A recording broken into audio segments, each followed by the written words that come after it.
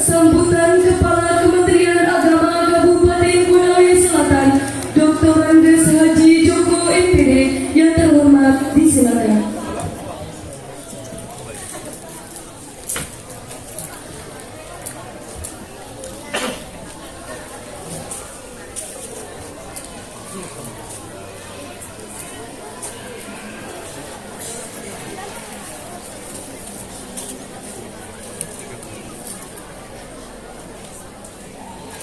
Bismillahirrahmanirrahim. Assalamualaikum warahmatullahi wabarakatuh. Alhamdulillah hadana li hada wa ma kunna linahtadiya laula an hadana Allah. Asyhadu an la ilaha illallah wahdahu la syarika lah wa asyhadu anna Muhammadan abduhu wa rasuluhu nabiyya ba'dah. Allahumma shalli wa sallim ala sayyidina Muhammad wa mawalah. Yang terhormat Al-Mukarram Kiai Haji Toha Muntaha Manan bersama Nyai Hajah Khadijah, pimpinan Pondok Pesantren Haji Tulak Pusat. Yang terhormat Bapak Wakil Bupati Konawe Selatan, Bapak Wasid SOC. Yang kami hormati Kiai Haji Muhammad Wildan Habibie Arif bersama Nyai Hajah Soimah, pimpinan Pondok Pesantren Haji Tulak Bukit.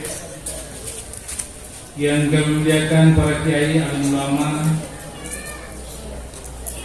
yang saya hormati Ketua Pengadilan Agama Andolo bersama jajaran, yang kami hormati Bapak Kapolsek Bukit, yang wakili Dandim, yang kami hormati pengurus NU Kabupaten Konawe Selatan serta jajaran, rekan-rekan dari Ansor, Banser, Lasisnu, pimpinan BSI, dan seluruh hadirin undangan yang tidak dapat saya sebutkan satu persatu, dan wabil khusus pada wali santri dan seluruh santri Pondok Pesantren Haji Tulak yang dimuliakan Allah SWT.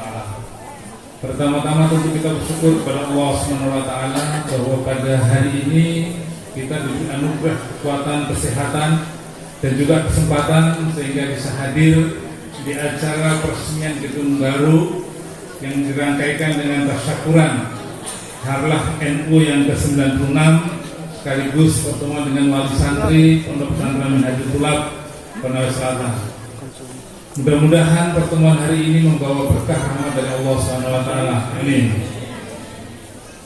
Kami dari Kantor Kementerian Agama Kabupaten Konawe Selatan tentu berbahagia atas acara hari ini. Pertama tentu terkait dengan pertemuan wali santri, dan sekaligus hari ini kita akan mendapatkan ilmu tambahan dari Bapak Kiai Toha yang sangat kita rindukan bersama.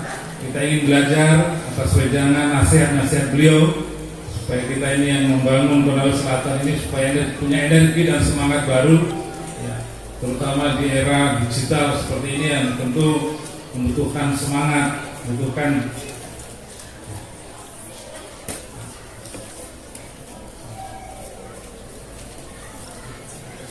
karena itu dengan hadirnya Al-Mukarram Bapak Kiai Toha Muntaha Manan ya, mudah-mudahan sekali lagi baik pada santri dan kita semua yang hadir ini menjadikan inspirasi buat kita semua di dalam membangun ummatan. Selanjutnya yang kedua terkait dengan pembangunan gedung baru dari BPKH, jadi Badan Pengelola Keuangan Haji. Jadi BPKH ternyata memang di Kementerian Agama sekarang sudah ada badan khusus yang mengelola keuangan haji, di mana saat itu dulu semua dikelola oleh Kementerian Agama. Setelah lahirnya BPKH maka seluruh setoran haji itu sudah dikelola langsung oleh BPKH ini, sehingga seluruh penyelenggaraan ya, begitu orang menyetor mendaftar ya terkait dengan haji maka uangnya sudah tersimpan ke rekening BPKH pusat. Kementerian Agama mengusulkan seluruh kegiatan operasional haji kepada BPKH, dan alhamdulillah bahwa di tengah-tengah penyelenggaraan ya haji ternyata ada ya nilai manfaat ya daripada dana yang tersimpan dalam BPKH itu untuk kemaslahatan umat, salah satunya adalah untuk pembangunan ruang kelas baru. Nah inilah yang Bapak Ibu yang saya muliakan, bahwa dana haji, dana haji itu adalah aman karena dikelola oleh badan yang independen, yang amanah, dan juga dikontrol oleh Dewan Perwakilan Rakyat dan juga oleh BPK, melaporkan laporan keuangan secara berkala, bahkan setiap tahun diaudit oleh BPK terkait dengan penggunaan dan keuangan haji. Karena itu kita bersyukur bahwa Pondok Pesantren Hajatullah mendapat rezeki, dapat barakah, mendapatkan bantuan dari BPKH dalam bentuk ruang belajar 2. Saya kira juga kita perlu apresiasi khususnya Bapak Kewildan yang telah mampu berkolaborasi membangun pondok pesantren. Memang butuh kolaborasi, Pak. Butuh jejaring, butuh kalau kita nggak punya jejaring memang sulit kalau bekerja sendiri. Alhamdulillah dengan jaringan cukup luas yang dimiliki oleh Pak Kiai, sehingga sudah beberapa kali mendapatkan bantuan pemerintah, termasuk diantaranya adalah Rusunawa, BLK, dan ini yang terbaru adalah dari BPK. Bahkan tadi telah disampaikan, insya Allah akan mendapatkan lagi bantuan untuk gedung Rusunawa lagi untuk di Pondok Putra. Nah, di Kementerian Agama, di Kementerian Agama juga ada bantuan yang memang ini dikelola oleh Kementerian Agama, dan sistem pengajuan yang di Kementerian Agama itu berbasis elektronik dan pengajuannya pun secara elektronik. Alhamdulillah kemarin di beberapa tempat, kata apakah termasuk penjajah telah mendapatkan, dari konsel ini ada sekitar 6 titik bantuan dari pusat terkait dengan bantuan sarpras. Mudah-mudahan nanti berikutnya teman-teman di Minhajatullah juga berikhtiar untuk ke Kementerian Agama lalu, karena sejak tahun 2017 perlu kami sampaikan Pak Kiai, sejak tahun 2017 sudah tidak ada lagi BIPA baik yang ada di kabupaten maupun di Kanwil untuk bantuan madrasah swasta. Jadi seluruh bantuan itu sudah lari ke pusat. Jadi di Kementerian Agama untuk bantuan sarpas untuk madrasah swasta itu sudah sejak tahun 2017 sudah tidak ada lagi masuk di dalam anggaran Kanwil maupun di anggaran kabupaten. Sudah dikelola oleh pusat dan jumlahnya juga sangat terbatas. Mudah-mudahan setelah pandemi ini komitmen pemerintah terutama di Kementerian Agama mudah-mudahan kembali pulih, sehingga juga madrasah-madrasah swasta termasuk pondok pesantren menjadi bagian yang mendapatkan perhatian dari pemerintah. Dan tentu kita juga bisa berkolaborasi dengan pemerintah daerah, dan saya kira selama ini tadi juga disampaikan oleh Pak Kiai, Pemda itu punya kewenangan yang lebih luas dalam memberikan bantuan, dan alhamdulillah sudah dirasakan. Meskipun juga ini belum seluruh pondok pesantren yang ada di konser. Mudah-mudahan nanti kita berharap dan Pak Wakil ini ke depan bisa menjadi hilang wakilnya dan bisa menjadi Bupati Konawe Selatan. Kita berharap komitmen beliau untuk membantu lembaga pendidikan yang ada di masyarakat, terutama adalah pondok pesantren dan madrasah. Karena yang kita didik, yang kita ajar ini bukan orang dari mana, semuanya adalah masyarakat Konawe Selatan yang tentu memiliki hak dan komitmen yang sama terhadap Kabupaten Konawe Selatan. Karena itu ke depan kita dorong para pemimpin daerah ini memiliki komitmen yang besar terhadap pembangunan sumber daya manusia, termasuk di dalamnya adalah sumber daya manusia yang ada di masyarakat, dan pendidikan yang dikelola masyarakat pada umumnya adalah pondok pesantren dan madrasah. Karena di Konawe Selatan ini ada 89 Pak lembaga pendidikan Islam, negeri cuma 9 Pak Wakil. 89 madrasah itu 9 saja yang negeri, selebihnya swasta. Jadi itulah ciri khas kemenangan. Itu salah satu sumbangan masyarakat Pak Wakil terhadap pendidikan. Karena itu kalau sudah masyarakat memberikan kontribusi luar biasa terhadap pendidikan, lalu komitmen pemerintah tentunya termasuk diantaranya adalah Pemda dan Kementerian Agama dalam memberikan support, dan paling tidak adalah rangsangan terhadap bagaimana masyarakat ini supaya lebih bersemangat dalam bentuk insentif, apakah ustaznya, gurunya, atau termasuk bantuan sarana prasarana pendidikan. Kita berharap ke depan seperti itu, dan mudah-mudahan sekali lagi kita doakan bahwa Wakil Bupati ini sehat selalu, dan mudah-mudahan bisa menjadi pemimpin Konawe Selatan ke depan. Dan kepada para santri tentu berharap berikanlah dukungan yang setulus-tulusnya pada para pimpinan pondok terkait dengan keberadaan anak-anak santri kita di tempat ini. Saya yakin Bapak Ibu yang bisa melihatkan anak-anak yang di pondok itu, termasuk saya memuat, hampir semua anak saya itu saya simpan di pondok. Kenapa? Ya, kita merasakan betul hari ini, kondisi hari ini kita rasakan betul bahwa pendidikan yang hanya sekitar 6-7 jam itu nggak cukup. 24 waktu jam, ya 24 jam waktu kita, kalau hanya 7 jam ya, belajar di sekolah, selebihnya 34 waktu itu ada di tengah-tengah kita, lalu itu tidak ada dalam kontrol kita. Justru itulah yang kadang-kadang bisa merusak. Pendidikan itu selalu saya katakan bahwa pendidikan itu proses, nggak sama dengan kita bikin kue. Ya, kalau di pendidikan, ya apalagi dengan konvensional sekolah yang hanya 5-6 jam, ya, mungkin sekolahnya sudah berikhtiar memberikan teladan, memberikan materi cukup baik. Ya, anak-anak berikan pengawasan yang baik, tapi 3/4 waktu itu di tangan orang tua. Mereka bergaul dengan siapa, apa yang mereka kerjakan, bagaimana pengawasan orang tua, itu sangat mempengaruhi daripada proses hasil pendidikan. Karena itu sebaik apapun pelaksanaan pendidikan yang ada di tempat ini, kalau di sekolah, di rumah, di masyarakat tidak diberikan juga pendidikan yang sama, maka saya yakin hasilnya tidak akan maksimal. Karena itu saya yakin begitu berada di pondok pesantren, 24 jam waktunya berada dalam pengasuhan para ustaz, para kiai. Saya yakin berbeda hasilnya anak-anak kita yang ada dengan yang tidak masuk di dalam pondok pesantren. Kita akan rasakan perbedaan anak-anak kita yang masuk di dalam pondok maupun dengan yang di luar. Karena itu jangan khawatir hari ini kita korbankan perasaan kerinduan kita. Ya, hari ini saya rasakan bahwa kalau kita tidak lihat anak kita 1-2 minggu, perasaan seperti apa, apalagi kalau yang jauh. Tapi tidak apa-apa, kita bayar. Insya Allah nanti pada saatnya nanti setelah kita tua, kita akan merasakan hasilnya. Minimal kalau kita meninggal, ada anak-anak kita yang bisa menyaksikan kita, ada yang mendoakan kita, sehingga paling tidak anak-anak kita tidak mempermalukan dirinya maupun kita sebagai orang tua. Karena itu mari kita sama-sama pada orang tua santri ini kita kuatkan perasaan kita agar anak-anak kita juga menjadi kuat. Jangan sampai anaknya kuat, orang tuanya nggak kuat. Kadang-kadang begitu Pak. Ya, kadang-kadang begitu. Ada anaknya dapat perlakuan sedikit saja, kadang-kadang yang keberatan duluan orang tuanya. Ya, padahal di pondok itu ya segala macam lah perilaku anak-anak. Ya, kadang-kadang orang tua yang nggak kuat duluan. Orang tua yang nggak kuat duluan. Karena kalau sudah orang tua yang tersinggung duluan, pasti anaknya dibawa lari pulang. Jadi mudah-mudahan ya di tempat ini semuanya bisa sukses anak-anak kita, apalagi setelah ditambahkan seluruh prasarana yang lebih memadai, insya Allah ini akan menambah proses daripada pelaksanaan pembelajaran yang lebih baik.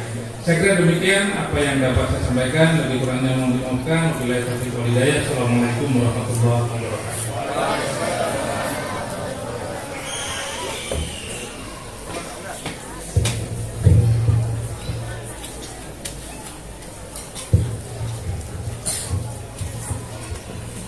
Hadirin yang kami hormati, acara selanjutnya sambutan Wakil Bupati Konawe Selatan, Bapak Rasid Esos MSI, disilakan.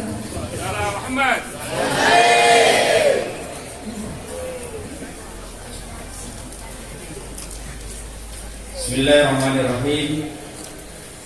Yang saya hormati Pak Kiai Haji Toha, Pak Kiai Haji Wildan beserta para Pak Kiai-Kiai yang hadir, para ulama. Yang saya hormati Kepala Pengadilan Agama Kabupaten Konawe Selatan. Yang saya hormati Kepala Kemenak Kabupaten Konawe Selatan. Yang saya hormati Kapolsek Andolo dan Ramil, terkhusus orang tua santri dan anak-anakku sekalian. Insyaallah. Assalamualaikum warahmatullahi wabarakatuh. Alhamdulillahillazi alqa baina qulubina bi ni'matil iman wal islam. Asyhadu an la ilaha illallah wa asyhadu anna Muhammadar Rasulullah. Raditu billahi rabba wa bil islami dina wa bi Muhammadin nabiyya wa rasul. Pertama-tama saya mengucapkan permohonan maaf Pak Yai, saya agak terlambat. Yang kedua kalinya saya ingin mengatakan bahwa masih ada relevansinya dengan ungkapan Bung Karno tatkala Republik ini mau didirikan. Beliau berkata, siapkan saya 10 remaja, 10 pemuda, insya Allah dunia ini saya guncang. Begitu Jepang dilululantakan dengan sekutu, Kaisar Hirohito hanya mengatakan, bertanya kepada para jenderalnya, kepada panglima perangnya, masih adakah guru yang tersisa? Dua ungkapan tokoh besar yang ada di dunia ini yang sudah menjadi sejarah masih relevan dengan kejadian hari ini. Artinya saya sadar bahwa saya berdiri di hadapan anak-anakku yang insya Allah seperti tadi Pak Kiai, Pak Ustadz, Pak Haji Toko, Ketua Kepala Kemenak Kabupaten Konawe Selatan. Kalian insya Allah adalah penerus bangsa ini. Betul memang Pak Yai, mohon maaf, saya ini wakil bupati yang belum bisa memberikan kontribusi untuk pondok pesantren Minhatul Tulab Allah. Tapi insya Allah niat saya insya Allah akan ada selalu untuk pondok pesantren. Anak-anakku, anak saya si Ahmad itu saya pernah titip di sini. Kenapa dia harus kembali? Karena dia nggak boleh penamatan itu karena dia sudah kelas 6, dia harus diselesaikan di Al-Falah. Insya Allah Pak Yai, anak saya semua itu saya titip di pondok pesantren. Bukan saja Pak Haji Joko yang menitip anaknya di pondok pesantren. Perasaan ibu-ibu, perasaan bapak-bapak, perasaan anak-anakku sama dengan perasaan saya. Kenapa? Saya tahu kalau generasi ini kita tidak didik dengan sekarang, di sekitar kita, Pak Kapolsek di belakang saya pada Rami, menggerogoti kita ini narkoba, menggerogoti kita LGBT, menggerogoti kita seks bebas dan seterusnya. Ini kalau tidak pondok pesantren, tidak agama yang kita bentengi, tidak bisa. Oleh karena itu kita perkuat pondok pesantren. Hanya jabatan saya ini, kata Ustaz Kiai Samsul Huda, saya punya jabatan ini jabatan yang tidak ada kepalanya. Tapi insya Allah saya berusaha semampu saya apa yang bisa saya berikan. Minimal hari ini saya hadir untuk membersamai, berkontribusi bersama-sama. Insya Allah saya berkeyakinan bahwa kalau jadinya wakil bupati yang terakhir kedua masuk surga, karena yang pertama masuk neraka itu di Konawe Selatan bupatinya, habis itu wakilnya, ya saya minimal kalau Pak Yai Toha sudah memberikan ceramah, insya Allah beliau masuk surga di awal di surga sudah masuk, insya Allah. Para wali santri dan para kiai semua yang hadir sudah masuk surga, tidak melihat nasib wakil bupati Konawe Selatan. Kalian semua bersaksi di hadapan Allah. Ya Allah, di tanggal 30 Januari di pondok pesantren di Andolo pernah hadir nasib. Ya Allah, masukkan di dalam surga. Karena minta maaf kita hidup di dunia ini hanya 1,5 jam. Ya karena kalau kita hitung, ya saya minta maaf itu saya menghitung secara matematika hanya 1,5 jam. Jadi minta maaf, saya anak-anakku sekalian lihat wajahku, bapak-bapak ibu sekalian, wali santri lihat wajah saya, mudah-mudahan wajah kita bertautan, hati kita bertemu, insya Allah. Bapak ibu sekalian, kalau saya nanti di yaumil akhir tidak dilihat, tolong diundang. Minimal saya juga hadir ini tadi diundang melalui WA oleh Pak Yai hadir di tempat ini. Walau hanya WA, insya Allah saya tetap harus hadir karena memberikan dukungan, memberikan kepastian bahwa saya punya kemauan untuk mendukung pendidikan agama. Hanya karena tanda tangan saya belum berlaku, tapi percaya ya, insya Allah Allah menetapkan saya jadi bupati. Lain cerita bupati dan wakil. Karena saya insya Allah punya prinsip prinsip saya adalah bagaimana kita membangun. 1000 bangunan kita bangun tanpa sumber daya manusia yang baik, hancur bangunannya. Tidak ada nilai bangunan itu. Yang paling penting adalah bagaimana membangun kesadaran melalui dengan pondok pesantren. Mungkin saya tidak mau berpanjang karena saya ingin mendengar petua, mendengar arahan, mendengar nasihat, mendengar ceramah dari Pak Yai.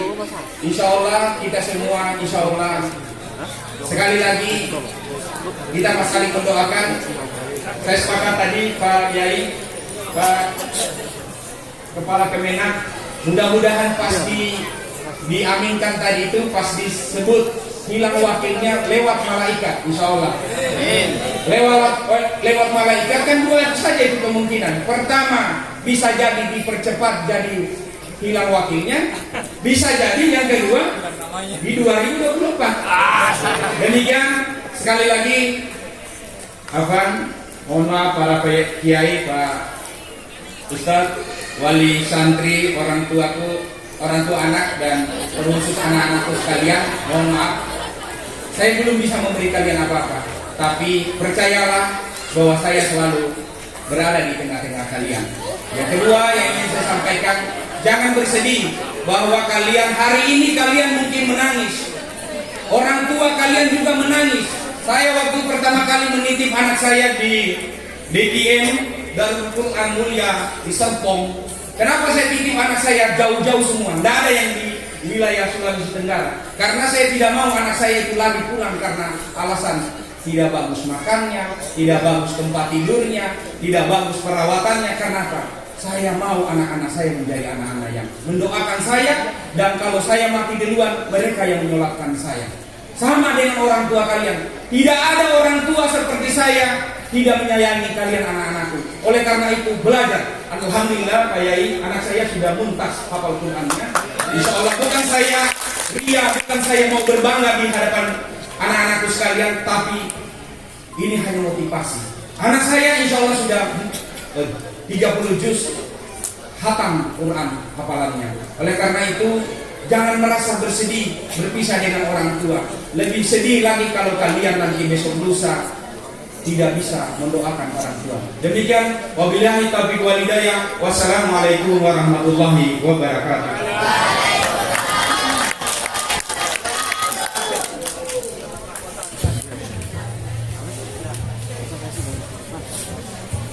Hadirin yang kami hormati, acara selanjutnya sambutan pimpinan wilayah Lazisnu Sulawesi Tenggara sekaligus penyerahan secara simbolis oleh Bapak Kuat Mujabah SAG MPD. Disilakan.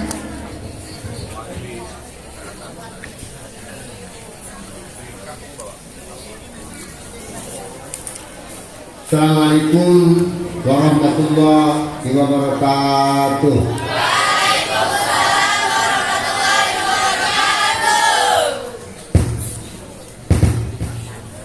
Alhamdulillahirabbil alamin. Wa bihi nasta'inu ala umuri dunya waddin. Wa la haula wa la quwwata illa billahil aliyyil azim. Assalatu wassalamu ala Rasulillah sallallahu alaihi wasallam wa ala alihi wa sahbihi ajma'in. Mohon izinkanlah Pak Kiai, tadi waktu saya menyebut di nama Al-Mukarram Pak Kiai Toha, yang terakhir saya agak bergetar karena bagi saya tidak asing lagi itu nama bagi marga kami. Kemudian apresiasi tentunya yang kedua, saya mengapresiasi betul kepada pondok pesantren Mihdutullah, dalam hal ini Bapak Kiai Wildan, dibantu dengan ketua Lazisnya. Kami kapasitas kami berbicara di sini adalah mewakili Lazisnu.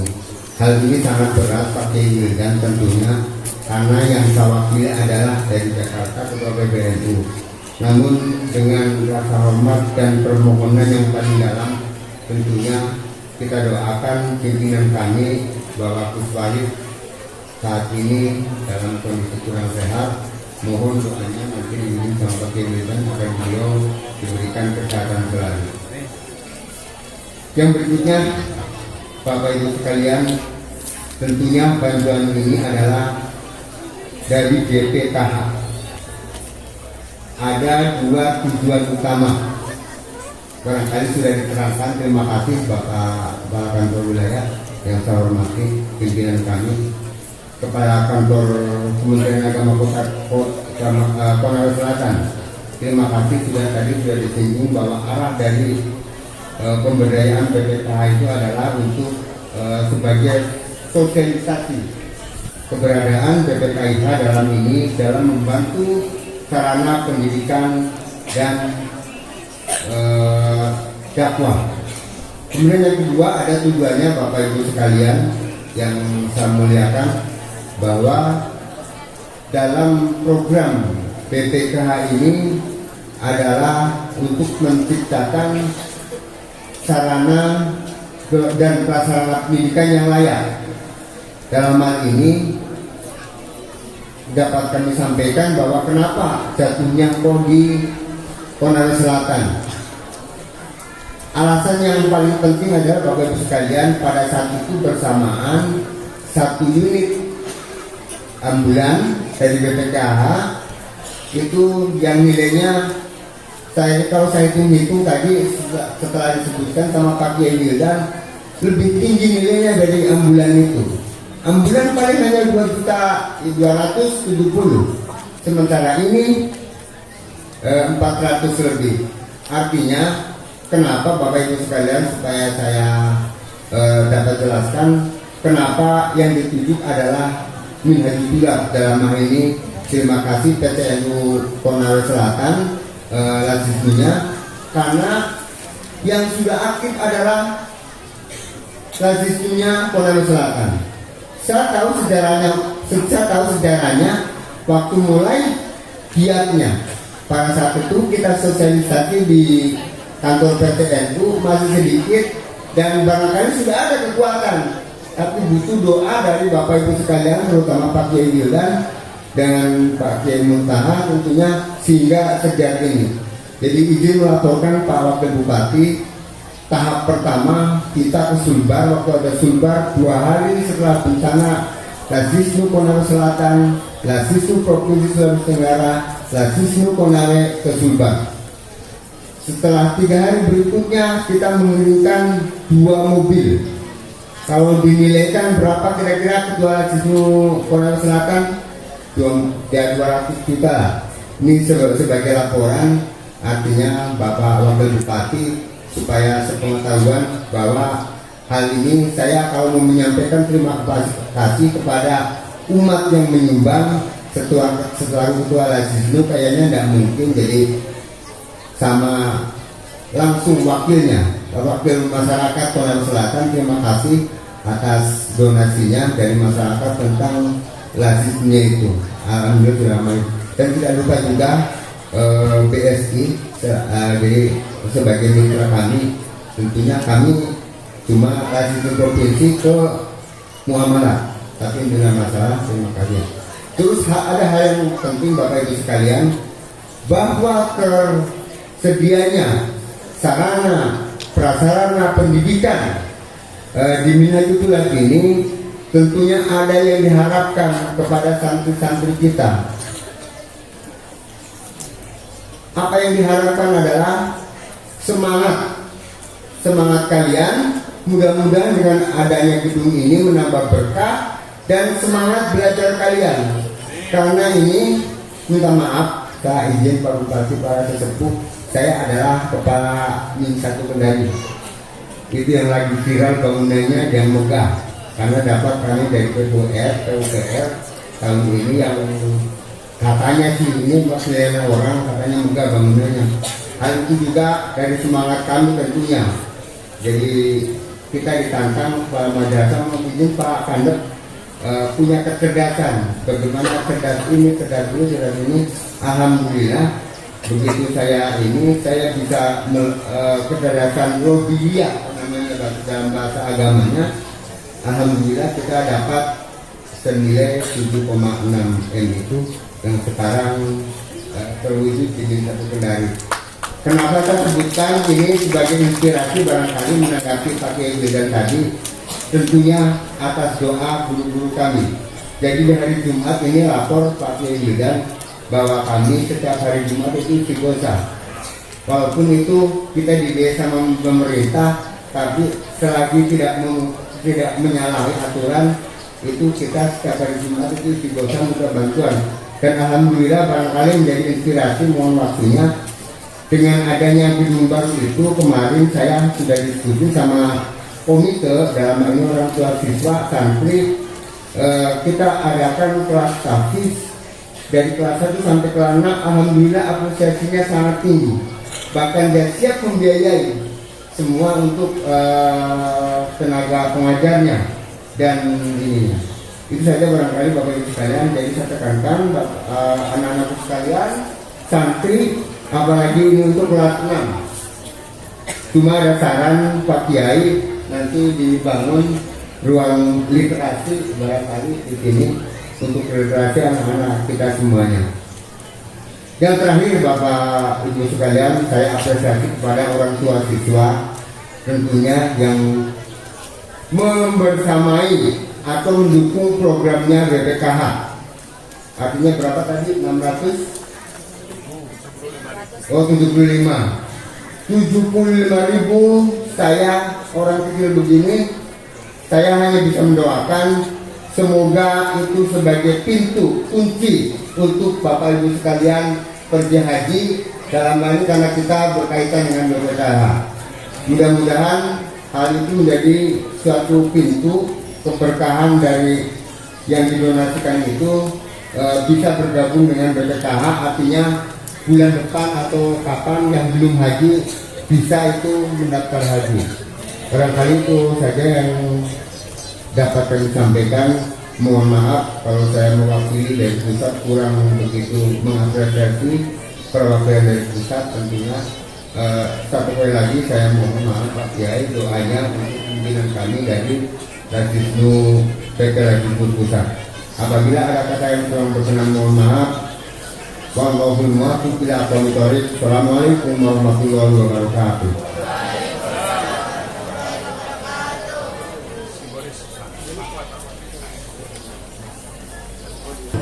Allahumma shalli ala Muhammad. Alhamdulillah wa syukurillah. Alhamdulillah wa syukurillah. Azka salati wa salami li Rasulillah. Azka salati wa salami li Rasulillah. Sallim wa sallim Allah ala al-mu'allim Allah. Salli wa sallim ala al-mu'allim.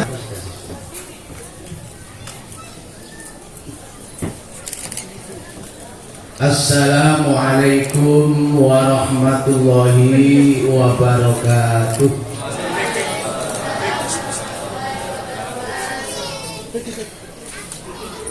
Nahmaduka ya Allah bihamdi syakirin. Nusalli wa nusallimu ala sayyidil mursalin. Allahumma antas salam, sallimna wal muslimin.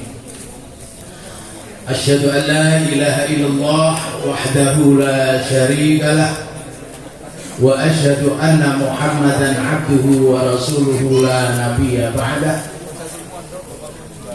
Allahumma shalli wa sallim ala nabiyyina Muhammadin wa ali Muhammad. Hadratil muhtaramin, para alim, para masyayikh,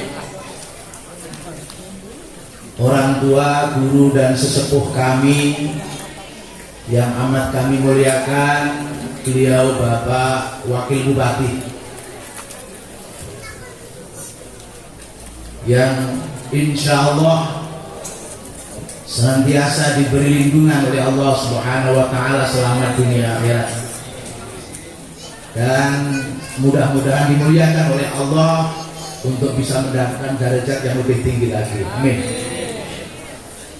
kepada pimpinan Nahdlatul Ulama Konawe Selatan, khususnya dari Lazisnu yang alhamdulillah bersedia hadir dan sekaligus memberikan motivasi, baru saja mendapatkan kucuran dana 7 miliar untuk gedung minyak 7,6 dan amanah. Para kiai, para masyayikh yang satu persatu tidak bisa kami sebutkan namanya, yang semua menjadi imam kita nanti di surga, amin. Bapak Kemenak yang alhamdulillah hadir, juga Kepala Pengadilan Agama yang insya Allah tahu berapa jumlah ganda, kepada beliau, para wali santri, para hadirin hadirat dan para santri yang semuanya nanti menjadi orang yang bahagia dunia hatta akhirat. Bahwa ngaji kali ini betul-betul ngaji karena kita diingatkan oleh Gus Bahak bahwa NU itu seringkali melupakan asalnya. Teman-teman kita ini nggak ngaji tapi pengajian, hingga kemudian ngaji itu ada unsur-unsur yang kadang-kadang non ngaji itu masuk, gamelan, hiburan-hiburan yang lain. Nah, tradisi Gus Bahak itu ngaji. Nah, ini juga ngaji karena NU itu namanya saja Nahdlatul Ulama, itu bahasa Arab, artinya kebangkitan. Jadi jangan jadi orang NU kalau nggak bangkit. Untuk bisa bangkit, kalau sudah usia saya ini pakai blok bebek itu, Pak. Jadi nggak bisa terkenyat, itu nggak bisa. Kalau yang masih muda-muda itu memandang saja sudah bangkit. Nah, disitulah kemudian Nahdlatul Ulama ini menjadi kelompok kebangkitan. Termasuk hari ini saya kemarin ke Balikpapan, kebetulan ini hadir ke sana. Ya, karena Pak Wakilnya pakai sarung, saya yakin tidak tahu penduduk di dalamnya. Jadi kemarin di Balikpapan itu sudah ada pencanangan untuk kantor PBNU di Ibu Kota Baru.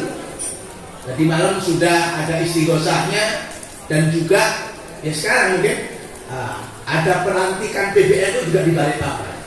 Dan kantor PBNU adalah yang pertama kali dari ormas yang berdiri di sana. Karena apa? Ibu Kota Baru ini bukan sekedar pindah, tapi melompat. Karena Indonesia ini bukan negara kecil, negara besar, rakyatnya besar, wilayahnya besar, maka pemimpinnya harus berpikir besar. Kalau Saudi itu negara kecil, Pak. Inggris itu negara kecil. Sampai tahu perjalanan dari Amsterdam Belanda ke London itu hanya 6 jam. Itu sudah melewati beberapa negara termasuk Belgia. Perjalanan dari Turki Ankara ke London itu hanya waktu 2 hari 1 malam bis. Itu sama dengan Banyuwangi Lampung. Itu sudah beberapa puluh negara, ada Perancis, ada Italia, ada Rumania. Nah, kalau orang berjalan dari Sabang sampai Merauke, itu kan bisa dari Cina, Rusia masuk ke Irlandia, sebagian Arab, Pak. Artinya negara sebesar ini menjadi satu wilayah kesatuan yang tidak gampang pemiliknya kecuali oleh mereka yang berpikir besar. Untuk urusan Kemenak saja yang diurus beberapa agama, beberapa kepercayaan, dan beberapa orang yang ingin tidak percaya juga kadang-kadang. Ini kan luar biasa. Maka memimpin Indonesia sama dengan memimpin separuh dunia. Alhamdulillah. Dan Nahdlatul Ulama adalah salah satu bidang yang melahirkan. Maka NU harus berpikir besar. Nah, salah satu berpikir besar adalah ngaji. Ngajinya bukan manual seperti dulu. Sekarang sudah ada yaumanat sama atau yusjid. Hari di mana bersatunya antara dunia maya itu langit. Jadi terjemahan maya itu jangan macam-macam, sama itu langit. Kemudian dunia nyata itu adalah alam. Gitu aja sudah. Kalau ada yang tanya mana dalilnya, saya ada dalil itu aja. Jadi kata Quran akan ada satu masa di mana dunia maya itu digulung menjadi gulungan kertas yang akan menjadi dunia nyata. Hari ini dunia nyata bergerak karena dunia maya. Sampai lihat, bapak-bapak pegawai negeri ini nggak bisa gajian kalau internetnya macet, Pak. Dari mana transfernya nggak ada, Pak? BSI ini macet kalau tiba-tiba internetnya macet, Pak. Dan untuk memacetkan kegiatan di dunia nyata ini bukan dengan cara apa, cukup dengan badai matahari selesai, Pak. Dan badai matahari itu ada, Pak. Itu sudah melumpuhkan seluruh kegiatan di muka bumi. Maka hari ini mereka yang tidak akrab dengan teknologi akan digilas oleh sejarah, pasti akan tertinggal. Maka Nahdlatul Ulama harus akrab dengan teknologi. Lek jenengan kepengen melok ngaji kula, ada di YouTube Itkon Min Haji Kula. Saya punya buku namanya Taklimul Ilmiyah lil Quran, ngaji sains Quran. Karena Quran ini sering dipahami dari unsur ubudiyahnya saja, yang itu hanya 300 ayat. Sedangkan unsur sains yang lebih dari 1000 ayat diabaikan.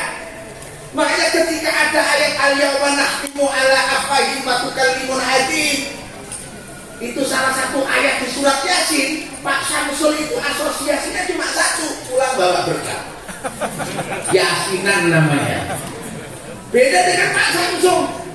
Begitu Pak Samsul membaca ayat tukallimuna aydihim, yang akan bicara adalah tangan, maka muncullah HP Android dengan sistem possible, gitu ya, sentuhan, gitu loh, Pak. Jadi menafsirkan Al-Quran itu jangan teks, tapi konteks. Sampai tahu tafsir konteks itu. Tafsir konteks itu begini. Orang kalau naik gunung di Jaya-Wijaya dulu tahun 1900-an awal, itu tahunya gunung itu kan pohon-pohon yang besar, binatang-binatang buruan yang banyak, hingga orang masuk ke dalam gunung itu untuk berburu atau cari pohon, gaharu dan seterusnya. Tapi berpikir konteks orang Eropa dengan ekspedisi Carleton masuk ke Gunung Jaya-Wijaya, tahu konteksnya gunung bukan pohon, konteksnya gunung bukan binatang buruan, tapi kandungan tambah emas yang melahirkan PT Freeport. Itu konteks namanya. Orang datang ke Sulawesi, ke Morowali, tahunya di sana itu ada gunung-gunung yang tidak menarik, Gresik. Untuk tumbuhan apa nggak menarik? Karena apa? Orang Sulawesi tidak dididik untuk berpikir konteks. Tapi orang Cina yang jauh di alfa saat tahu persis itu adalah kandungan teknologi listrik masa depan. Ada nikel di sana yang dibutuhkan oleh energi masa depan. Maka yang terjadi apa? Ibu kota Morowali berpindah ke dalam pedalaman gunung. Karena apa? Konteksnya adalah penghasil nikel. Sayangnya pemerintah Sulawesi Tenggara itu apa ya? Gaptek. Saya 10 tahun mendirikan pondok itu sudah pesen dirikan sekolah ke nikel. Sampai sekarang tidak pernah ada. Sekolah nikel itu saja sudah nggak usah buat-buat. Kenapa? Jangan sampai ada orang di Jakarta bilang kita ini belum menguasai teknologinya. Orang Indonesia itu cerdas-cerdas, Pak. Dari pedalaman Sulawesi sekarang seluruh teknologi aeronautika, pesawat Airbus, pesawat Boeing itu nggak bisa kalau tidak menggunakan hak patennya Habibie yang lahir di desa di Sulawesi Selatan sana. Jadi Boeing, XD itu semuanya McDonald, itu semua itu Airbus itu pakai namanya Mastercard. Dulu itu pesawat kalau dipakai terbang 2 kali retak. Maka Habibie memunculkan teknologi bodi pesawat itu kuat untuk beribu-ribu kali terbang. Itu yang punya Habibie, wong desa. Jangan dikira orang Indonesia itu bodoh, pinter, Pak. Maka yang membodohkan adalah pemerintahnya sendiri. Enggak guys, sekolah nikel gitu loh, Pak. Mestinya Pak Ali masih bikin sekolah nikel Min Haji Kula. Alhamdulillah. Itu namanya konten. Ini pakai siaran langsung, Pak. Saya yakin kalau dia lihat FB-nya tahu persis apa sih gubernur sama dengan saya kan. Saya rakyat berhak. Ini penting, Pak.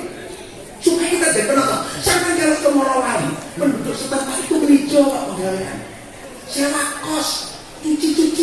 ini. Kenapa? Gak dididik keterampilan ikan.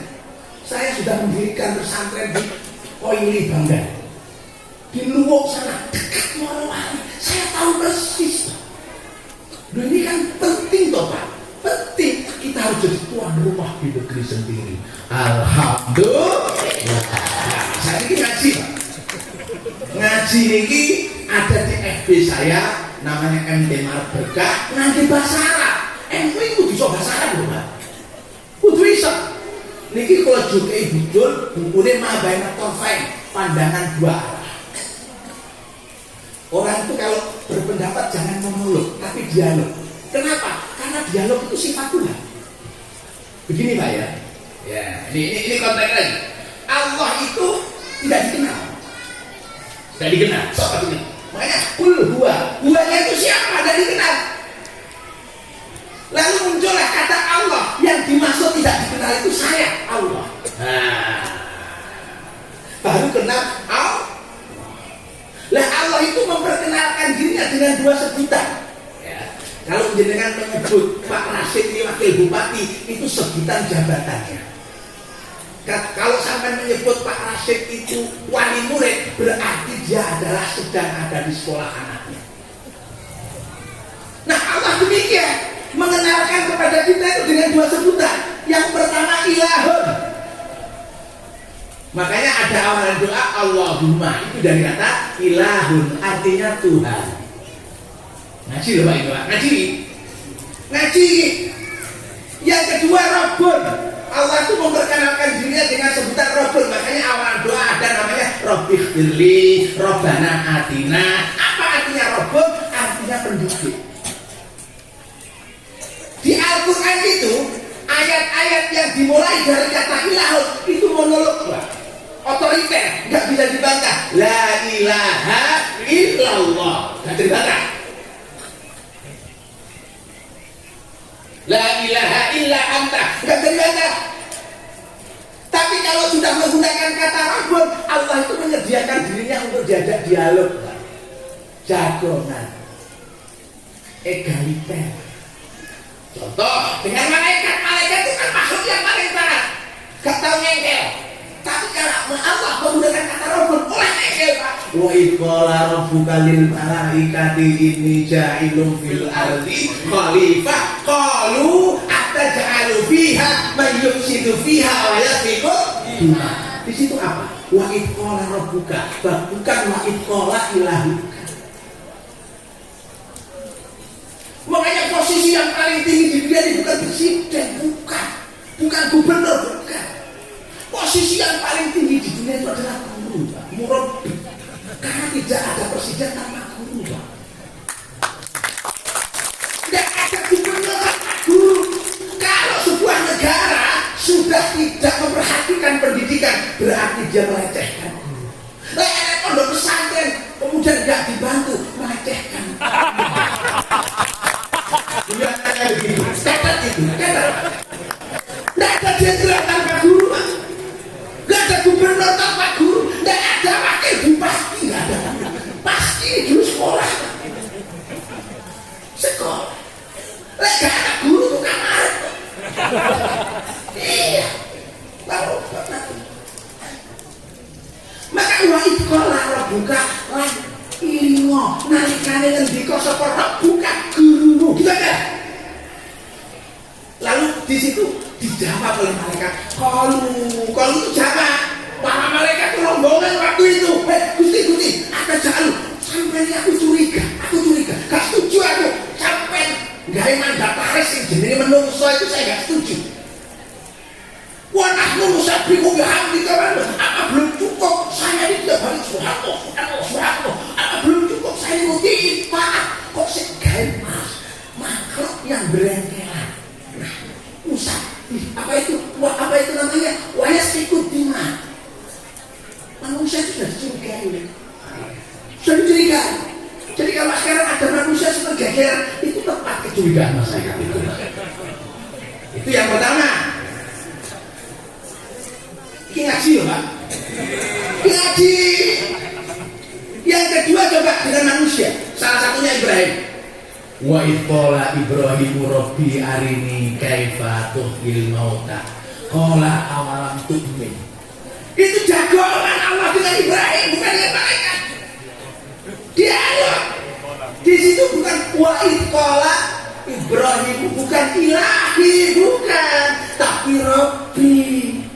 Wa iqala lagi lingo nalikane ngendika sapa Ibrahim Rabbi duh guruku. Inilah mulia ya guru itu, Pak. Makanya IAIN itu adanya fakultas tarbiyah. Artinya apa? Fakultas ketuhanan. Bukan, itu fakultas pendidikan. Ya begitu ya Pak Pengadilan Agama ya. Fakultas tarbiyah itu artinya fakultas pendidikan, bukan fakultas ketuhanan. Cuma di Indonesia roh itu seringkali diartikan Tuhan. Ya tidak masalah. Cuma seringkali guru itu memposisikan sebagai Tuhan, kok paling pintar. Guru sekarang itu sebenarnya gaptek. Guru itu sekarang sering sambat capek, sering sambat banyak jam. Maaf Pak, kalau ada guru mengatakan capek, itu guru yang ketinggalan kereta.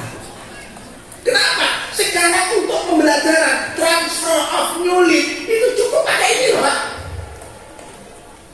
Nanti pindah judul harus pakai ini. Ini bukan musuh. Dulu itu kalau orang di wisuda pakai toga itu fotonya di depan rak buku. Itu ketinggalan. Sampai cari referensi buku, kalau tahu nggak ketemu Pak. Tapi buka klik ini, saudara Google al-alim al-alama. Tahu. Ya, tahu. Jadi guru sekarang nggak boleh sambat. Sampai percaya, tahun depan sudah ada namanya metaverse. Ya, metaverse. Kalau pondok pesantren nggak menggunakan itu ditinggal. Kenapa? Metaverse itu orang masuk ke dalam dunia maya dengan sistem animasi. Nanti gambarnya ya Wilda, gambar saya di mana nggak perlu tahu, tapi saya biasa hadir di mana-mana. Jadi saya bisa hadir dalam satu waktu di 10 tempat. Di 10 tempat. Bayangkan, saya bisa ngajar dan murid-murid saya nggak perlu pulang. Apa itu dari rumah, keluar enggak? Ya di rumah. Dia menggunakan konsep metaverse itu ya di rumah. Maka saya ngajar di mana bisa. Bahkan ketika meninggal pun Pak Yai masih bisa ngajar lewat YouTube-nya. Diajar oleh siapa? Almarhum. Gitu ya. Dulunya para almarhum itu. Kenapa? Lu jadi kan buka YouTube saya dipasang yang besar itu atau pakai HP masing-masing terus enek kitabnya kan selesai toh. Umpama zaman Imam Ghazali, Ibnu Sina ada. Dulu almarhum Imam Ghazali. Guru. Jadi besok gak salah kalau mengaji pula mendatangkan guru besar, profesor, doktor siapa, gak masalah. Cukup membeli token animatornya Pak Profesor, doktor, token gitu. Katanya token itu, metaverse itu token. Makanya pesantrennya juga sudah harus mendirikan namanya pesantren metaverse. Ini dunia Pak, dunia ini. Nah, di sini ada judul yang saya baca ini Al-Ulya was-Sufla. Bismillahirrahmanirrahim. Al-Ulya utawi iki bab nerangake tentang posisi atas was-Sufla dan bawah. Jadi di dunia ini kan selalu ada dua hal yang menjadi dua sudut pandang, atas dan bawah. Sampai jadi bupati itu namanya atasan. Tapi keluar rumah tanpa bawahan itu bisa. Kalau ada atasan itu lengkapnya pasti ada bawahan. Gak enak atas, ada atasan, gak enak bawah dengan ditutup gitu loh. Lek ketok gandu. Kenapa? Gak ada bawahan. Jadi harus lengkap itu. Pak polisi, Pak supaya pakai atasan. Kalau Pak Agung ini tadi atasannya itu baju takwa, bawahannya sarung. Kenapa pakai sarung? Karena sarung itu cocok dengan kesatuan Indonesia Republik apa? Demokrasi. Karena penduduk di dalam bergerak bebas. alias mulia. Coba terbantah. Makanya dia itu rata-rata anaknya banyak. Karena penduduknya ngotot terus. Al-ulia adapun posisi atas. Ini ya. Muradifun sesuai linai taksisi wal quwwati wal karam. Jadi posisi atas itu adalah simbol daripada kemapanan, kekuatan dan kedermawanan. Jadi wong itu kudu iso. Lek cara pondokane ngene iki wong Jawa. Al-ulia utawi posisi dhuwur iku muradifun cocok linai taksisi kangge gawe, kangge gayuh apa kuwi kemapanan. Taksis itu apa? Jadi kalau ngomong mulia itu artinya simbol. Simbol atas itu simbol kemapanan, simbol kekuatan, simbol kedermawanan. Maka lidzalika, karena itu lil usuli untuk sampai ila dzurwatiha pada tempat di mana mulia itu berada, yajibu alal mar'i wajib pada seseorang. Jadi ojo dadi pengurus NU lek gak iso bahasa Arab. Lek ra iso maca kitab. Iki kok terus susah. Enek pengurus NU gak iso maca kitab. Iki lak yo padha karo tanggane kae. Akhirnya kita terjemahan. Jadi sekarang yang digalakkan pengurus NU kudu iso maca kitab. Kenapa? Ya Hasyim Asy'ari, dia dulu itu tradisinya itu arah kitab. Dia punya peninggalan. Sangat adalah kiai-kiai zaman dahulu itu ngarang kitab kabeh. Termasuk kiai saya Mbah Maksud itu kitabnya sahabat itu. Putranya Yai Mas Sakir itu sangat dan itu menggunakan referensi pakai bahasa Arab. Nah kemudian di sini disebutkan bahwa atas itu simbol dari kemapanan, kekuatan dan kedermawanan. Untuk mencapai derajat atas lil usul ila dzurwatiha yajibu alal mar'i, wajib pada setiap orang ayat setandibah alam nahar untuk seperti pepatah. Apa itu? Berakit-rakit ke hulu, wasibah ila syatik, ya, berenang ke tepian. Sibah itu berenang. Makanya ayat Al-Quran pada bunyi begini, wa kullun fi falakin yasbahun. Masing-masing benda semesta ini berenang. Jangan perlu tak paham. Kenapa kok alam semesta ini benda-benda kok berenang? Bumi, planet Mars, Jupiter itu renang bebas. Kenapa? Karena wajah alam minal ma'i kullu syai'in hakim. Itu ayatnya. Semua yang hidup itu bahan pokoknya adalah air. Air itu ada dua, yang kerapatannya tinggi disebut air murni, air murni, ini namanya air murni. Ini namanya air murni. Yang kerapatannya rendah disebut udara. Udara itu adalah air yang kerapatan partikelnya rendah. Oh, kok partikel aku jualin. Nah, makanya asibah ila syati. Pepatah Indonesia begini, berakit-rakit ke hulu, berenang-renang ke tepian. Artinya apa? Wal maridu awalan, wal istimta'u ba'da dzalik. Bersakit-sakit dahulu, bersenang-senang kemudian. Lalu itu istimta' bangsa balik akil duduk. Loh, kalau kata istimta' itu dengan mata apa? Mata itu artinya mut'ah, seneng Pak. Orang kawin mut'ah itu kawin seneng. Cuma nggak dicatat di pengadilan agama. Namanya haji itu ada, haji seneng. Namanya haji tamato. Ada ifrad, tamato, kirot. Kenapa kok tamato? Ben seneng. Kenapa seneng? Karena yang namanya umroh sama haji dijadikan satu. Loh, banyak tamato. Ada nikah tamato. Yos, aku ngomong nanti itu sampai dalam melok-melok. Iku wong sing pinter-pinter, sing bisi-bisi, sing hakim gak oleh krungu. Jadi di sini. Nah, jadi wal istimta' badannya senang kemudian. Artinya begini, orang untuk bisa mencapai derajat di atas. Coba Pak Rosid ini. Ini tidak mudah untuk sampai ke sana, itu tidak mudah. Berakit-rakit ke hulu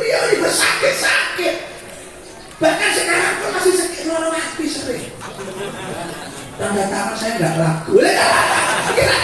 Kita apa-apa. Orang kaya itu yang penting dari bawah namanya kernet, naik sedikit kondektur, sedikit lagi sopir, Pak. Pokok sabar tadi, Pak. Sampai tahu di Purbalingga sana ada namanya akuarium, wisata akuarium yang punya Pak Haji Sarimon. Nah, orang Purbalingga ini Pak Haji. Bapak, nah, Pak Sarimon itu dulu kuli bangunan. Dia punya hobi bikin akuarium. Setelah dia tua, kok akuarium diisi banyak ikan, menarik perhatian. Anak-anak TK senang melihat ikan macam-macam. Akhirnya dibuatkan tempat sendiri, dikasih kolam renang untuk TK. Lalu dengan promo, seluruh anak TK silahkan gratis datang, kecuali bagi yang mengantarkan. Lah yo, taknya udah jalan lah. Masa anak TK dicolek dewe nang kolam renang? Kan mesti kapan boy itu. Loh ini kalau sampean ke Purbalingga itu ada wisata akuarium. Itu dulu orang yang termasuk berakit-rakit ke hulu, berenang-renang kemudian. Awal gua dari kuli, sekarang lokasinya 4 hektar untuk itu ada homestay-nya, bangun masjid hasil 8 miliar. Kalau nggak percaya besok kesana sama saya bayar itu. Itu satu hari tamunya itu waktu belum COVID itu 20.000 orang. Satu hari parkir gratis. Tapi yang narik orang kampung. Nah, untuk penghidupan orang kampung. Jadi tidak ada ceritanya. Tengok-tengok itu gedok itu tidak ada. Orang sukses itu pasti berkeringat. Kalau ada orang sukses nggak berkeringat, itu ada namanya warisan. Beruntunglah mereka yang jadi anaknya orang kaya. Karena tidak usah berkeringat, dia sudah berharta. Tapi nggak ada waktu lama habis itu. Karena yang didapat dengan cara berakit-rakit. Yang kedua dapat undian. Itu lah undian apa? Nah, minna ayatin ukhra. Ini dari anak lain. Fa'inal qawa mutabik lidhafil inhidar wa tabaiyah. Dari sudut lain bahwa posisi bawah, nah itu al-qa itu identik dengan itu bahwa itu simbol dari keterbelakangan dan ketergantungan. Jadi kalau al-ulya itu kekuatan, tapi kalau as-sufla itu keterbelakangan dan ketergantungan. Ya. Nah, makanya bihaisu annahu yumkinu ayyakuna linatijatil injila wal kasa awil kasa fit tafkir wa taharruk. Bahwa kenapa seseorang itu berada di posisi bawah, maka dikarenakan dia adalah karena malas. Ya. Karena tertutup, tidak mau berpikir dan malas gerak, mager. Jadi orang di bawah itu begini, miskin itu di bawah namanya. Itu ada dua, ada kemiskinan struktural, ada kemiskinan kultural. Ini Pak Lazis harus tahu nih. Kemiskinan kultural itu adalah orang itu punya budaya miskin, judi, foya-foya, malas kerja, itu sudah namanya dikai modal pirantai. Entah karena kulturnya begitu. Ada namanya miskin struktural, itu miskin diakibatkan oleh regulasi. Pemerintah membuat aturan, yang aturan itu tidak mengakomodir kekayaan bagi masyarakat. Contoh, pengelolaan nikel kepada asing, itu namanya kalau ada kemiskinan di sekitarnya, itu namanya kemiskinan struktural. Maksud di sini loh Pak, saya pakar sosial, ini ilmu loh Pak. Sama tidak. Ada orang Cina datang sini kelola nikel, kemudian tidak melibatkan orang kampung, lalu orang kampung menjadi miskin, maka yang salah pemerintah. Nah, pemerintah yang harus memintarkan dulu. Makanya dulu di Madura itu ada Basra. Basra itu kumpulan para ulama yang menentang pembangunan jembatan Madura. Pak Harto bingung, ini kok mau ditentang bagaimana?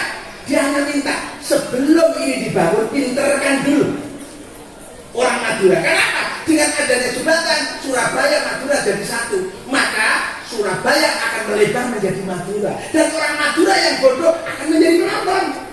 Maka pinterkan dulu. Pemerintah memberi Universitas Negeri Bangkalan itu. Makanya besok untuk nikel ini ada Universitas Negeri di Konawe Selatan. Wah, untuk penduduk sini gratis sampai pokok. Wah, itu namanya menyambut supaya tidak terjadi kemiskinan struktural. Aku yang ngomong nih. Tapi kan dia ngaji dia ngomong nih. Ini disebutkan bawah itu identik dengan kemalasan, ketergantungan kepada pihak lain. Kamakola seperti hanya bersabda Nabi Sallallahu Alaihi Wasallam, al-yadul ulya khairum minal yadis sufla. Ini ketemu, tangan yang di atas itu lebih baik daripada tangan yang di bawah. Contoh, tangan yang di atas memberi. Orang memberi itu kan so gini ya. Makanya sampai ya saya kalau ke pasar, ke supermarket itu saya dikomentari oleh netizen. Banyak kok mesra banget kok sama punyai, digandeng terus tangannya. Itu lah diculik di punya apa-apa. Bangkrut Pak, ATM jebol. Akhirnya apa? Lihat dulu ya itu kaya. Konteksnya hadis ini, orang yang kaya, dermawan itu lebih baik dengan orang yang menerima sedekah. Makanya sebenarnya minhajul tuat ini lebih rendah dibanding para hujat. Kenapa? Para hujat memberikan hartanya kelas baru ini. Maka bagaimana kontribusinya atas bawah? Dongane semua jadi haji mabrur. Alhamdulillah. Karena di dunia ini Pak, tidak ada satu negara yang bisa mengkoleksi dana rakyat sebesar Indonesia. Tidak ada. Sama kayak Amerika, sama kayak Saudi, sama kayak Inggris. Tidak bisa. Hanya Indonesia yang bisa mengkoleksi uang rakyat nganggur metekur tanpa bunga. Ya hanya di Indonesia lewat haji yang sudah antri puluhan tahun nganggur metekur rakyat yang jalo. Rakyat aja loh, 25 juta. Kapan berangkat? 10 tahun ada. Berarti 25 juta kali berapa ratus ribu, kali berapa juta. Tengok duit nang BSI. Diputer-puter BSI ini untuk dirai apa-apa ya masalah. Tapi saya untuk ini alhamdulillah. Kan begitu aja lah. Gak ada duit gak bergerak. Duit terus bergerak. Dan tidak ada Indonesia itu hebat. Makanya kalau dikatakan orang Indonesia itu miskin, tidak. Indonesia itu rakyatnya kaya-kaya. Kenapa? Titip duit 20 juta, gak pernah ditagih, gak pernah ditanyakan, dijarnya. Saking percaya di karo negara. Coba ada rakyat di mana pun? Tidak ada. Tidak ada. Anak saya itu daftar sudah 10 tahun yang lalu. Haji mungkin ini corona ini 26 mungkin bisa 27. Saya tanya kok demo enggak Allah itu namanya ayah dulu ya. Makanya di Indonesia, di Arab, di Islam ya khususnya, wudhu itu tidak wajib. Yang wajib itu sholat, tapi tidak sempurna sholat tanpa wudhu. Cari duit tidak wajib, tapi dikarenakan zakat rukun Islam, haji rukun Islam, menggunakan duit, maka mencari duit hukumnya wajib. Apa ada zakat itu nawaitu antukhrija zakat bil ababi. Niat ingsun ngetokne zakat kelawan abab. Tidak ada. Lazis itu ada pakai abab. Kan semua pakai duit kan? Pakai duit. Tadi berapa? 200 juta untuk ambulan. Itu duit itu Pak. Duduk kertas. Biasa. Duit itu. Makanya ayat dulunya. Sampai percaya. Saking sayangi Allah ngene penungso. Lek duit kuwi penting karena Gusti Allah dikai kuncine golek duit ben sugih. Sampeyan perlu resep sugih. Perlu nggih. Itu sudah bolak-balik hidayahnya. Lek pengen sampean sugih, nang sak sampean gak tahu kering yang namanya duit gampang. maca surat Quraisy ya ba'dal maghrib ba'da subuh. Yakin sak mungkin bakal kosong. Ini dari awal sudah saya. Oh, jadi tinggalin. Ini surat duit ini, surat duit ini. Rihlata syita iwas salih. Ini tadi rihlah. Jadi duit Pak. Rihlah dari sumber ini diproses di common water, kemudian dimasukkan packing, satu botol 5.000 rupiah produksi Minhajullah. Sampai kalau minum ini insya Allah anti segala penyakit kecuali satu, penyakit marah. Jadi artinya apa? Semua itu duit itu seperti itu, aku sudah gerak itu duit. Rihlah kita ini selesai. Makanya ayatul mulia khairun minal yadid sufla. Oh, terus nih sih. Hadal hadis utawi iki hadis. Iku yakfa'u mendorong kula fardin mati kuli fardin kanggo masing-masing pribadi libatri usari juhdi untuk mengerahkan segala daya kekuatannya lil wusul ilal markazil awwal untuk sampai ke posisi atas. Apa? Wastikhdami ditamkini ulaikal ladzina la yazaluna fil markazis sufla. Untuk apa ketika orang sampai di posisi atas? Untuk menciptakan harmonisasi hubungan sosial dengan kalangan bawah. Jadi kalau Pak Rosyid naik menjadi bupati nantinya, itu bukan untuk pisah dengan yang bawah, justru untuk kalau di atas membuat mesin harmonisasi bagaimana yang bawah itu tidak silo melihat yang atas. Nah itu dicontohkan. Bagaimana harmonisasi sosialnya? Ayo, lima ada. Kenapa demikian? Li'annahu la yujadu ra'isin biduni makusi. Tidak ada pemimpin tanpa bawahan. Tidak ada pejabat tanpa rakyat. Kalau ada pejabat tanpa rakyat itu ketoprak. Ketoprak itu kan ada ya. Di panggung rakyatnya nggak ada. Yang ada itu panglima. Yang ada itu pedono. Rakyatnya nggak ada. Nggak ada rakyatnya. Sandiwara. Nah ini kemudian biaitu yasbah tansikul alaqah bainal isnain maqdaran jamilan litakwin al-istimai. Ya. Untuk apa? Untuk harmonisasi, Pak. Harmonisasi. Seperti apa? Wa kama qala Umar bin Khattab, ini Umar bin Khattab yang ngomong. Ana aswa'u raisi daulatin idza sabitu wa sya'bi jami'. Saya ini seburuk-buruknya kepala negara. Andaikan saya kenyang sementara rakyat saya lapar. Itu yang bilang Umar bin Khattab. Nanti Pak Rosyid bisa mengutip ini. Saya seburuk-buruk pejabat ketika saya kenyang sementara rakyat saya lapar. Ini Umar bin Khattab. Kalau tadi kan Pak Rosyid sudah mengutip Karno, sudah mengutip Jepang, Hirohito. Sekarang mengutip dari Umar bin Khattab. Nanti kemana-mana bilang itu. Saya seburuk-buruk wakil bupati, sementara saya kenyang rakyat saya lapar. Langsung saya Pak lapar. Banyak. Itu banyak. Tapi insya Allah ganti. Nggak usah khawatir.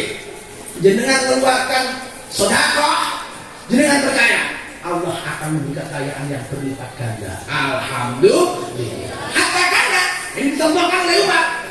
Sehingga ia ngerti tadi lihamlil qadhi binafsih. Dia bersedia memanggul sendiri gandum. Wa isolihi ila fuqaraihi.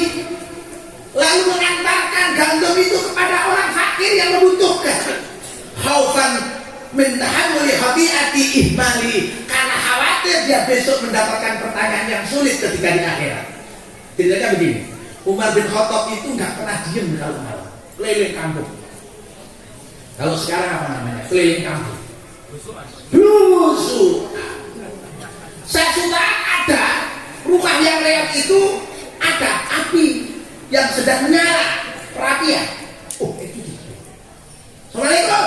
Ternyata di dalam ada seorang ibu yang anaknya sedang menangis. Kenapa ibu? Saya masak. Kenapa masak? Ya ini pakai air, pakai batu. Lu kenapa nggak ada gandumnya? Ini pemerintah Umar itu bodoh. Ada rakyat lapar nggak dikasih bantuan.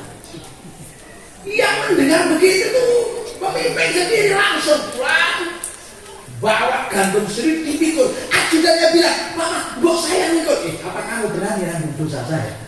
Tak pikul dhewe. Wah, besok kawan dengan Pak Roset mikul tadi. Orang di donang pondok, mikul beras, kue donang pondok, pondok. Jangan. Makanya sekarang daftar jangan minta ke beliau. Kata beliau, survei beliau, kalau orang bercerai di bawah 5 tahun perkawinan itu karena ekonomi lemah, betul. Nah kalau di atas 10 tahun itu karena sugih. Jadi orang sugih itu kakek pola. Akhirnya cerai. Makanya dongane piye? Sugih tapi duwe iman sing kuat. Alhamdulillah. Jadi di sini dicontohkan harmonisasi hubungan itu. Nah kemudian kaifa taghyiru masiril mar'iyah as-sufliyah ilal mawdi' al-a'la. Bagaimana merubah posisi bawah menjadi atas? Nah, bagaimana merubah posisi as-sufla menjadi al-ulya? Nah, sebagai penutup di sini disebutkan al-jawab bitaba yajibu ala kulli fardin ayyakuna jadan fit dirasah. Wa ta'zizi maharatin wahidatil qira'ah wa idaratil farsi wa idaratil farsi. Jawabnya untuk merubah yang bawah menjadi atas itu adalah setiap orang harus mengutamakan pendidikan, ilmu. Itu kata kunci lah. Ya, dirasa ini. Kemudian watak jenis mahal dan meningkatkan keahlian, skill. Jadi orang itu mendidik dirinya sendiri dan menguatkan dengan skill. Pulang dari pondok minimal punya skill apa? Cukur rambut. Itu sudah skill namanya. Satu kepala 10.000. Kalau sehari saya kira haji Pak setahun. Itu hanya cukur rambut. Itu kalau di bahasa Inggris kan barbershop itu sudah 50.000. Kopi secangkir itu 5.000, sudah disebut kafe 20.000. Makanya bahasa Inggris itu meningkatkan. Iya Pak. Pas pangkas rambut itu cuma 20.000, barbershop 50.000. Kopi, warung kopi secangkir 5.000, kafe iso 50.000. Diperubah bahasa Inggris, makanya ilmu itu penting dan keahlian lebih penting. Makanya pendidikan sekarang itu sebenarnya maafin saya mau cerita dulu. Ada orang bertanya ke saya, "Pak Yai, kenapa ya orang dulu kok pintar-pintar?" Karena pendidikan orang dulu itu menggunakan sistem kurikulum prototipe. Sekarang ini kan lagi digalakan oleh Pak Nadiem ini. Kurikulum prototipe bukan kurikulumnya Nadiem, bukan. Itu kurikulumnya Ibnu Sina, itu kurikulumnya Imam Syafi'i. Dulu itu beda kan sekarang. Sampai duwe anak SD, SMP, SMA iso apa? Maaf. Diajari matematika, ternyata matematika ya ora iso. Diajari bahasa Inggris, ternyata ya ora ahli. Quran ya ora iso maca. Terus apa? 12 tahun muspro kita itu.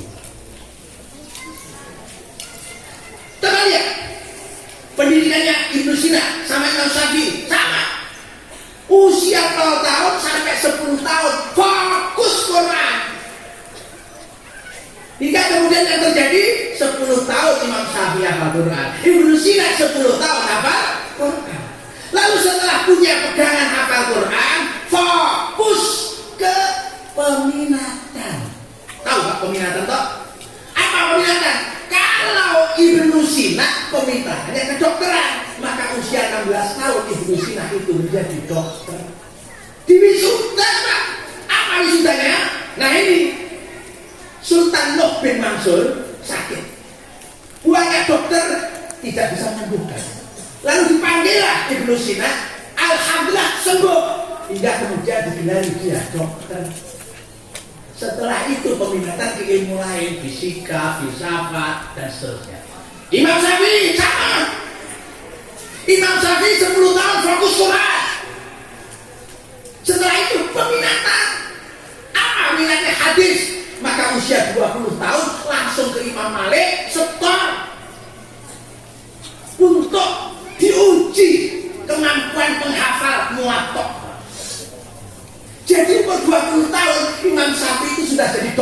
hadis. Yang memuji siapa? Yang Alkitabnya lah. Langsung sumber aslinya Imam Malik, Muwatta. Apa? Habis itu ke peminatan yang lain fikih, ada muncul mazhab Syafi'i. Nah, ini kita ini kan kacau gitu, pendidikan kacau. Termasuk minhajul harus dirubah. Makanya mulai tahun ini, mulai hari ini yang di BLK sana khusus untuk tahfidzul Quran. Tahfidzul Quran tak? Nah, kepada Bunyai Soimah, Bunyai Khadijah dan Ananda Rizka untuk naik ke pentas dipotong. Ini yang akan mengasuh tahfidzul Quran. Dan mulai besok dilongsin khataman Quran di sana dan santri-santri yang tahfidz akan dipindahkan ke sana. Ya, mari naik ke atas dulu. Nah, kepada Bunyai Khod, Rizka, Bunyai Soimah, Pak Yemudan, monggo untuk dokumentasi monggo. Nah, ini langsung, ini nanti mengikuti prototipnya Imam Syafi'i, Pak. Ini prototip ini. Pak Nadir itu, kita warai. Pendidikan aja kaya mbiyen ya lho, zaman Imam dulu sih. Monggo, silakan. Nah. Ayo sini bisa. Ya. Di samping saya ini adalah Bunyai Khadijah Al-Hafidhah. Beliau ini alhamdulillah sudah membuka tahfidzul Quran di 6 tempat. Di Sumatera Selatan, di Lampung, di Jawa Timur, dan hari ini dibuka di Sulawesi Tenggara. Ya. Nah, kemudian beliau mengutus santrinya Ananda Rizka. Ini perawan dinding ya. Siapa yang mau ngambil menantu silakan Pak Bupati untuk diambil menantu. Ya, ini yang hafidhah yang alhamdulillah masih semester 7 dan beliau kami tugaskan untuk membimbing anak-anak santri tahfidzul Quran di Minhajul Quran untuk dididik langsung. Nah, disampingi oleh Bunyai Soimah, insya Allah mulai besok pagi launching di gedung baru BLK digunakan untuk tahfidzul Quran. Silakan Bu.